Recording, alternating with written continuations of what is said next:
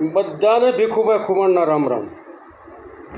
એક વખત એક ક્ષત્રિય બારવટીયો પોતાના કોઈ કારણોસર પોતાની જે ગેંગ છે, પોતાની જે ટોળી છે, એનાથી જુદો કંઈક કારણોસર ગયો છે અને કોઈની વાડી ખેતરની માઇલપા કંઈક પ્રોગ્રામ હોવાને હિસાબે ત્યાં રોકાણો. એની માઇલપા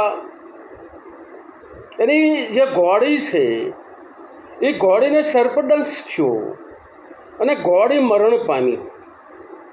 બારવટીયાઓ માટે ઘોડી એ જ પોતાનો જીવ આત્મા કહેવાય. બારવટીયા માટે એ જે કાંઈ ગણો એ એના ઘોડા હોય. એમાં એ ઘોડીનું અવસાન થયું. પોતાને પોતાની ટોળી ભેગું થવું જરૂરી છે. હવે ઘોડું નથી, જેની પણ ત્યાં છે એની પાસે પણ ઘોડાની કોઈ વ્યવસ્થા નથી. એટલે પોતે રાત્રિના ટાઈમે હાલી અને એકલો નીકળે છે. ફેટો બાંધ્યો, બુકાયું માર્યું છે, દાઢી મૂછના કાતરા ફરકે છે, ભેટની માઇલમાં જમ્યો છે અને કમરની માઇલપા માથે જેમ કે તરવાર ટીંગાય છે, હાથમાં બંદૂક છે, સામગ્રી બંદૂક હાથમાં રહી ગઈ છે અને પોતે એકદમ પોતાની ટોળીની માઇલપા ભરવા માટે જાય છે. અને રાત કાળી ડિબાંગ જેવી રાત છે, સાંદરડિયા તમકે છે અને તંબરાનો અવાજ આવે છે. શાંત વાતાવરણ છે. પોતે બારવટીયો છે અને પોતાની ટોળી ભેગું જવા હાટું જલ્દી હાલ્યો આવે છે, પણ અંધારું એવું છે કે પોતાનો હાથ પોતાને ગુંજતો નથી. એવું કાળી મેઘલી હોય છે. એની માઇલ આમ જા નજર કરે તો કાંઈક અગ્નિ બળતો દેખાણો. અગ્નિ બળતો દેખાણો એટલે એ તરફ જાય છે, કારણ કે આ તો મર્દ માણસ છે. એટલે એ તરફ જાય છે અને જ્યાં નજીક જાય ત્યાં એને ખ્યાલ આવ્યો કે આ તો શમશાન લાગે છે અથવા છે બળે છે. હજી થોડા જ ટાઈમ પહેલાં કોઈ ડાભુઓ કોઈ પોતાના સ્વજનને બાળીને ગયા હોય એવું લાગે છે. પણ જેમ નજીક જાય તો એની પાસે એક ઓરો દેખાણો. કોઈ વ્યક્તિ ત્યાં બેઠું હોય, કોઈ માણસ બેઠું હોય એવો ભાસ થયો અને આ તો અવાજ કરે છે, કોણ છો? અને સામેથી અવાજ આવે છે, એ કાળા મોર માથાના માનવી, તારો કાળ અહીં બોલાવી લાવ્યો છે, તને બીક લાગતી નથી? ત્યારે કહે છે કે બેન, કારણ કે સ્ત્રીનો અવાજ સાંભળ્યો એટલે કહે છે, બેન હું આ બારવટીયા. અને બારવટીયા એટલે પોતાનું ખાપણ ખડિયામાં લઈને ફરનારા.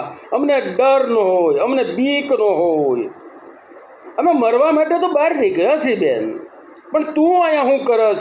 અને તારે જો કાંઈ પણ દુઃખ હોય તો અમે તો ગૌ બ્રાહ્મણ પ્રતિપાલ છીએ. તારી બેન કાંઈ પણ તકલીફ હોય તો મને કહે, તો હું તારા સાસરે જે કાંઈ તારે તકલીફ થઈ હોય એમાં તારા દુઃખમાં, તારું દુઃખ હળવું કરવામાં હું સૌભાગી બનું. અને ત્યારે કહે છે કે એ કાળા માથાના માનવી, હું સ્ત્રી નથી. અરે પણ તો કોણ છો? કે હું ડાકણ છું. ડાકણ? અને અહીંયા? હા, અહીંયાથી હું હમણાં જ પ્રસાર થતી હતી, મારે મારી રસોઈ કરવી હતી એટલે હું જાતી હતી. એની માઇલપા મેં અહીંયા જગતો સૂલો જોયો. એટલે કે જે શમશાનની માઇલપા જે સીતા છે એ સીતા હજી જગતી હતી. એટલે એની ઉપર મારે વિચાર થયો કે હું રસોઈ બનાવી લઉં. એટલે રસોઈ બનાવું છું. એટલે પૂછે છે કે હું રસોઈ બનાવું છું અને આ હું ચડાવ્યું છે કે આ સીતા ઉપર મેં માનવની ખોપરી ચડાવી છે. ખોપરીની માઇલપા રસોઈ કરવા માટે મેં એની માઇલપા દારૂનું આંધણ મૂક્યું છે અને એની માઇલપા હું કૂતરાનું માંસ રાંધવાની છું. પણ આમ જ્યાં જોવે તો એક લાકડા ઉપર સાંભળાનું ખાહડું જેને કહેવાય, જોડું જેને કહેવાય, એવું એ લાકડા ઉપર ટીંગાડેલું જોયું. એટલે કીધું કે આ શું છે? કે ભાઈ આ નજરિયું બાંધ્યું છે મેં. નજરિયું ઉગામ કે મારી રસોઈમાં કોઈની નજર ન પડી જાય એટલે મેં નજરિયું બાંધ્યું છે. તારી રસોઈ અને એમાં નજર, કારણ કે આમાં હું બાકી છે? તું ડાકણ, સીતા, શમશાન, એની માલપા માનવની ખોપરી, એમાં દારૂનું આંધણ અને એમાં કૂતરાનું માંસ. હવે આમાં ક્યાં નજર પડે? કોની નજર પડે?